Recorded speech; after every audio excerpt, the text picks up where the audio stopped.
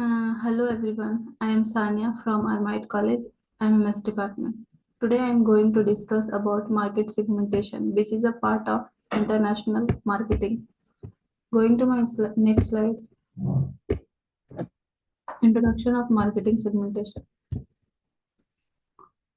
यहाँ पे definition दिया हुआ है. Marketing segmentation is a process of dividing broad consumer business marketing.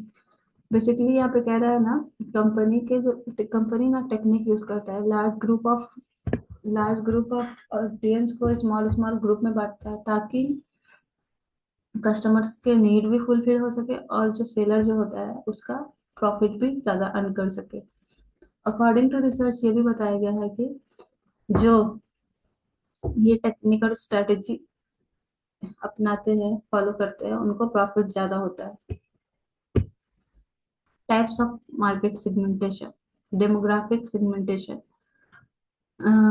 on the basis of age, gender, income, education. Geographic segmentation on the basis of location, region, city.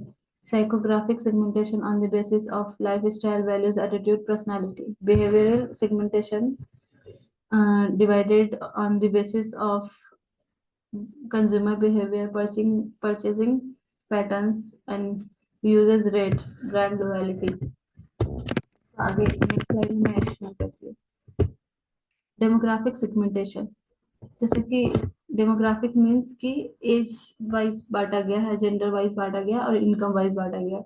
तो age wise divide करने के according कोई अगर मान लो 10 साल का बच्चा रहेगा तो उसको क्रिकेट खेलने के लिए प्लास्टिक की बॉल चाहिए होगी. इसी तरह जो टीनेजर रहेगा, जो बड़ा रहेगा 20 साल का, उसको मतलब क्रिकेट खेलने के लिए टेनिस का बॉल या रबड़ की बॉल लगेगी. तो इस पे सेलर जो होगा बच्चे के लिए अलग अलग मतलब फोकस करेगा और जो टीनेजर होगा उसके लिए टेनिस का बॉल फोकस करेगा. और फिर है जेंडर. उसी तरह गर्ल्स और बॉयज जो होता है उसका कॉस्मेटिक को देख लो और बॉयज का देख लो, उसके अलग होते हैं और बॉयज के अलग होते हैं, गर्ल्स के अलग होते हैं. Income income premium versus budget product. उसी तरह इनकम भी बांटा गया है. मीन्स कि इनकम को इसलिए बांटा गया होगा, कोई हाई क्लास होगा तो उसका जो उसको वो गाड़ी फरारी अफोर्ड करेगा, और जो मिडिल क्लास होगा वो टाटा के अकॉर्डिंग करेगा. तो इससे सेलर टाटा को सेल करने के लिए मिडिल क्लास को फोकस करेगा और फरारी को सेल करने के लिए हाई क्लास को फोकस करेगा. उसी तरह ऑक्यूपेशन है. टीचर को अलग चाहिए रहता है, अलग नीड्स रहती है, प्रोफेसर को अलग, फिर डॉक्टर को अलग.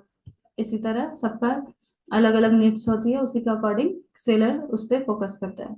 Going to my next slide. Geographical segmentation. Geographical means कह रहा है कंट्री के बेसिस पे, रीजन के बेसिस पे और अर्बन. मान लो कोई कंट्री है, पिज्जा वो उधर भी मिलती है, इधर भी पिज्जा मिलती है, लेकिन जो वहां का फ्लेवर और यहाँ के फ्लेवर में अलग होता है. मान लो कि पिज्जा जो होता है डोमिनोज, वो पिज्जा भी बनाता है कंट्री के लिए, लेकिन हमारे इंडिया में पराठे, वो पराठा पिज्जा भी लॉन्च किया है. वो किस लिए? क्योंकि इंडिया में पराठे को बहुत पसंद किया जाता है.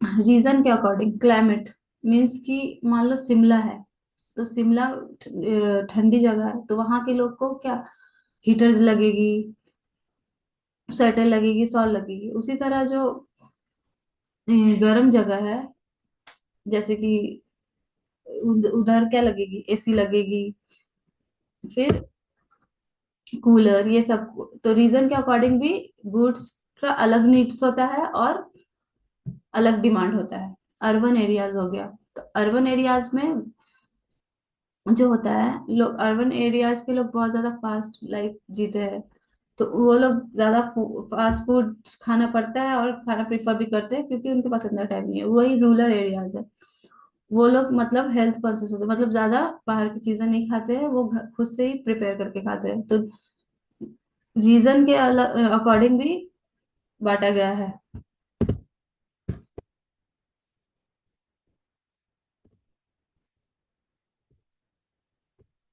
Going to my next slide. Psychographical segmentation. Psychographical segmentation जो होता है उसको बांटा गया लाइफ स्टाइल. कई लोग हेल्थ कॉन्शियस होते हैं, तो वो हेल्दी चीज पसंद करते हैं, तो उनके लिए अलग देखा जाता है value and believes. Value and believes जो होता है, सबका वैल्यू एंड बिलीव्स अलग होता है। क्रिश्चियन होते हैं और हिंदूज होते हैं। क्रिश्चियन जो होते हैं, for for religion point of view देखा जाए तो क्रिश्चियन लोग ज्यादा कैंडल यूज करेंगे, तो सेलर कैंडल पे ज्यादा फोकस करेगा। और जो हिंदूज होते हैं, मान लो अगरबत्ती दिया, इस पे ज्यादा उनको रहता है फोकस, तो सेलर लोग उन पे फोकस करेंगे। उसी तरह पर्सनैलिटी है, टारगेट इंट्रोवर्ट, मतलब इंट्रोवर्ट को क्या चाहिए रहेगा, एक्सट्रोवर्ट को क्या चाहिए रहेगा, इस तरह से भी बांटा गया है। बिहेवियरल सेगमेंटेशन, उसमें दिखाया गया परचेज बिहेवियर को। तो इसमें परचेज बिहेवियर को उस तरह से हम देखेंगे कि कौन से लोग कितने टाइम पे कौन सा प्रोडक्ट खरीदते हैं। मान लो ईद है, अभी ईद आने वाली है, तो ईद पे मतलब खरीदा, फिर ऐसा फ्रिक्वेंसी देखेंगे कि इस ईद पे मतलब कौन सा कस्टमर किस समय किस टाइम क्या चाहिए रहता है, क्या लेता है, ऐसा। फिर बेनिफिट ऑफ साउथ, तो कुछ लोग हेल्थ का भी बेनिफिट देखते हैं, मतलब कि हेल्थ से रिलेटेड चीजें खरीदते हैं, उसे ब्रांड लॉयलिटी। कोई लोग ब्रांड के ऊपर इतना लॉयल रहते हैं कि वो वही ब्रांड की चीजें खरीदना पसंद करते हैं। जैसे कि कोई एडिडास का शूज पहनता है, तो उसको एडिडास का ही चाहिए रहता है, वो और कोई सा भी मतलब पहन नहीं सकता है।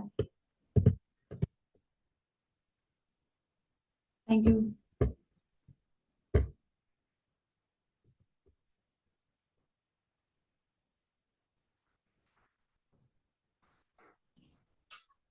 हो गया। स्टॉप किया, चलेगा ना?